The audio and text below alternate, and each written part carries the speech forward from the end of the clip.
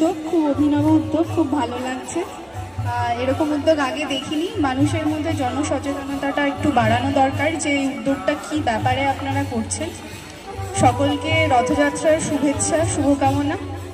আর এনারা যে উদ্যোগটা করছেন, যতটুকু স্বল্প সময়ে আমি বুঝতে পারলাম যে আপনারা বাড়িতে যে বন্য পাখি, টিয়া, ময়না যেগুলো পুষে থাকেন, সেগুলো না পুষে, সেগুলো তো বন্যের পাখি তো খাঁচায় পুষলে তাদের তো ভালো লাগার কথা নয়, সেগুলো খাঁচায় না পুষে আপনারা যদি গাছ পোষেন, সেটাকে এনারা উদ্যোগ হিসেবে কাজে লাগাচ্ছেন।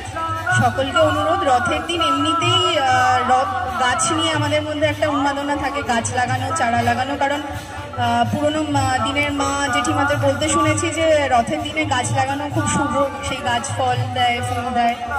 তো সকলকে এটাই আমার রিকোয়েস্ট বলতে পারেন যে সকলে গাছ কিনুন, গাছকে যত্ন করুন। যত যত্ন গাছকে করবেন, তার 4 টাইমস 4 টাইমস 10 টাইমস ফল ফুল দিয়ে নির্দ্বিধায় আপনাদের ভরিয়ে দেবে। তো এই উদ্যোগটাকে সাধুবাদ জানাচ্ছি। সকলেই উদ্যোগকে সাপোর্ট করবেন, অনেক অনেক গাছ লাগান, গাছকে ভালোবাসুন। Thank you.